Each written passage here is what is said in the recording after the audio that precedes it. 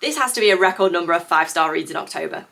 Welcome back to Francesca's Books. My name is Francesca, these are my books, and here we talk about all things thriller books and sometimes coffee. Occasionally coffee. Today I'm spilling all the tea on probably one of the best reading months I've ever had. I had 3 5-star reads out of only 8 books in October. Yeah, I did only read 8 books this month. I seem to get really busy all of a sudden and just haven't managed to find the time to read as much, which is quite shocking considering I literally read and review books for you guys for work. I normally read somewhere closer to 11 or 12, but alas, here are the 8 books I read and it was still a fantastic month. If you're a thriller girly too and aren't already subscribed to my channel, then you know where the button is. Firstly, I read Frida McFadden's The Intruder. This came out in October, so immediately went to read this.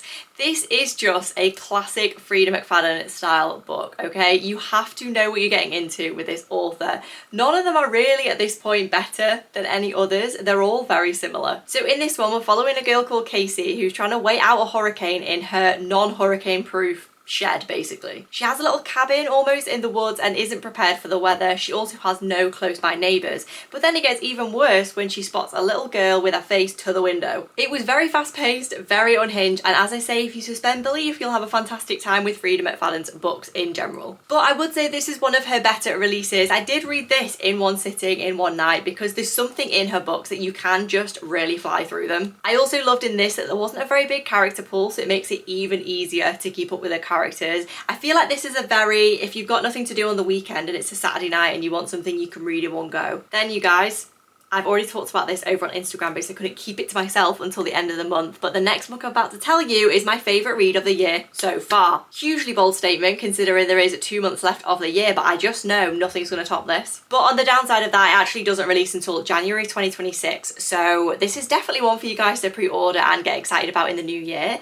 It is My Husband's Wife by Alice Feeney. Okay, this was a 6-star read. It wasn't just a 5-star, really enjoyed that, what a great book. It was a 6-star read, you guys. You need to just mark this somewhere in your brain, on paper. You need to get it. The plot twists in this were absolutely fantastic. Alice Feeney knows how to do a plot twist, but this was so much more than that, okay? Both points of view I was obsessed with. Like, both these characters' stories and journeys I really wanted to know more about. You know, sometimes you're reading a book and you wish it would switch back to the other point of view because you were enjoying that one a little bit more. This, I wanted it to switch back and not switch. It was great. So in one of the timelines, we have this woman who's just come back from a run, and when she gets home, her key doesn't fit in the lock. And then when she finally opens the door, there's a random woman there who looks just like her, and then her husband doesn't even recognise her. And then in another timeline, our female main character moves from central London to a very spooky, creepy house that she's just inherited. And with this author, her writing is almost a little bit poetic. You know, sometimes if you've ever dabbled in literary books, you'll know that the writing almost has something extra. It does make it a little bit more complicated to read, but it's words that you really want to dwell on more. With this, don't get me wrong, we're not entering a literary space, but some of the sentences, I was like, oh, it's just beautiful. Like, if I was to annotate a book, I would try and annotate this one because I just know that there'd be so much worthy of going back to. I've also mentioned in some other videos that there is a very small is it, isn't it supernatural element, and I've been saying this wrong. There's a very small is it, isn't it sci-fi element, I think. When you read this, you'll know exactly what I mean, but before you do, just know that it's a well-rounded thriller book. I've also previously rated Alice Feeney's entire backlist. This is not my first rodeo with this author. I've also given some of her other books 5 stars and loved them as well, but this one is easily my favourite. But in the meantime, before this comes out, if you want to check out the rest of Alice Feeney's work, I'll leave the link to the video where I talk about all of her books. And then on a slightly less exciting note, we have The Invited by Jennifer McMahon, and this is a book that should have been a book of the year for me. The concept sounded incredible. So we have this couple who are building a haunted house, okay? They're building a brand new old-fashioned style house on a piece of land that's supposedly haunted. You're thinking, yeah, just like immediately, yeah, they're not moving into a haunted house, they're building one for God's sake.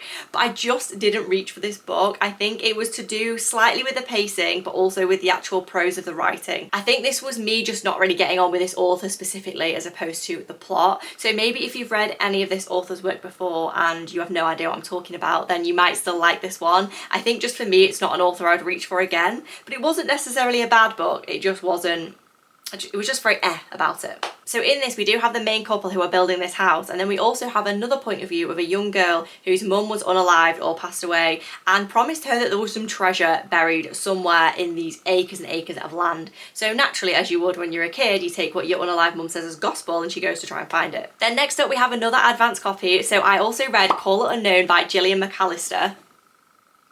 This comes out in April 2026. I was very lucky to get an advance copy, and I was very, very excited to read this one, as I think Famous Last Words by this author, which was her most recent release aside from when this one comes out, was one of my favourites. So in this, our mother and daughter are going on a little mum-daughter vacation in Texas in the middle of nowhere to this like remote cabin, I don't know, to spend some time together. And then one morning the mum wakes up to go and check on her daughter, and not only is her daughter not there is a ransom note in her place. Gillian McAllister knows how to do tension so well. She is just made for this style of thriller. With this, there were so many points where I was literally going, why, like why would you do that? But then also I'm not in the position of being a mum and knowing the lengths that you would go to as a parent. And I guess that is the whole point of the book. Like, what would you do in some of these situations when your daughter's clearly been kidnapped? Next, we have a very highly anticipated book, and it was Play Nice by Rachel Harrison. I adored this book. I bought it this month and read it this month, and that is how you know that is going to be a winner. This was a 5-star read for me. It really was. I was so impressed. Also kind of surprised, because the only other book I'd read by Rachel Harrison was The Return, and it was good. It just wasn't, you know, it wasn't like next level. This was next level. This was a very human haunted house story. So we've got an influencer as our female main character, which I was immediately like, check, gonna relate to this a little bit too hard. And then we've got a similar concept to Home Before Dark by Riley Sager, but they didn't feel like the same book in the slightest. I was a bit worried going in because they did sound so similar. Our female main character's mum was convinced that their house was haunted growing up, so wrote a book about it. And then after her death, the female main character finds the book, or finally decides she's going to read it to work out whether it was haunted or not. There was so much trauma in this book, and I think that's why I loved it. It was extremely layered, and I really enjoyed getting to know all the characters in this. I just genuinely don't have any notes. It was like the perfect type of horror thriller for me. I also read Party of Liars by Kelsey Cox, which was a brand new author to me. I'd never picked up anything from her before, and I was so impressed. I originally picked this up because I wanted to read a Texas set thriller whilst in Texas. If you missed that vlog, I will leave it below, but you get the full experience of me reading this one. But I just so enjoyed it. It's rich people drama. I'm never not going to enjoy it, but it takes something a little bit extra with rich people drama now, because I've read so much of it, to give it that wow factor. So in this, we have what seems like a basic murder mystery story. We have a elaborate party at a huge mansion with all glass fronts, and someone is unalived and someone has done it. But what I loved about this was we didn't know who was unalived until the end. I was reading it a little bit at a time thinking, maybe we should like know this by now. And then we also had this little side plot about the mother, because there was a lot of stepmoms, a lot of divorces, a lot of marriages. There was some very messy extended family dynamic, and the mother was almost this mythical spiritual ghost of a character who wasn't an actual person. It was more of an idea, and it was where the kids were like, I've seen her, she hides there, etc. But I think it was supposed to be a reflection on how motherhood can change you and your priorities, and again, this mother-daughter relationship. Unsure. I never really think about my thriller books in like this much annotated detail, but I really like that side of it as well. That is what set it apart from other rich people drama thrillers for me. Then we have another 5-star. Like, can you even imagine the month I've had? It was A Very Secret Society of Irregular Witches, and I've been going to read this for the longest time, but I'm so glad I waited until October to give it a read. This was just full of all the witchy goodness that I was really hoping and praying for. We're following a 30-year-old female witch who just wants to be able to go about her day-to-day life and just not hide who she is. She's one of those characters. And then she kind of gets wrapped up in this situation of teaching some younger witches how to harness their power, and after that it's very much a found family story. There's a romantic subplot. We've got all the best wholesome vibes from this. I was enjoying this so much I bought the sequel before I'd even finished it, and that is how you know it is good. I think the sequel's called A Witch's Guide to Magical Innkeeping, if I remember correctly. It's got a pink cover. I'll pop it here. If you want something a little bit different in amongst your thriller reading, I would highly recommend this one, because it's not just a rom-com that you're reading for the sake of it being a palate cleanser. It's almost got horror thriller vibes, but like really cozy, really soft. And there's also a plot twist which I wasn't expecting. I thought, huh, there's plot twists that exist outside thriller books.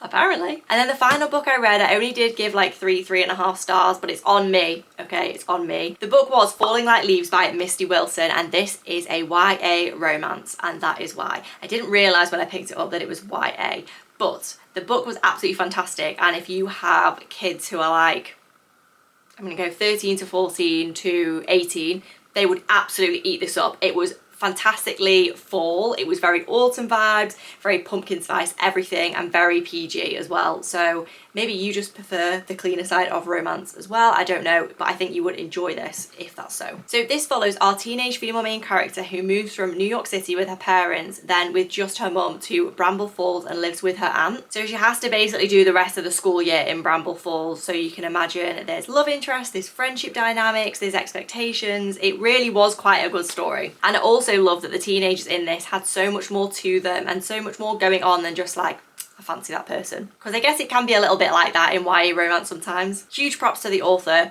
Great book, just not for me personally. So that was a quick wrap up of the 8 books that I read in October. The books that I'm going to be reading in November is already out on my channel if you want to go and watch it, my full November TBR, and I have a great feeling, I should say, about that one. If you enjoyed this video and catching up on everything thriller books, then don't forget to subscribe to my channel, and I cannot wait to see you next time.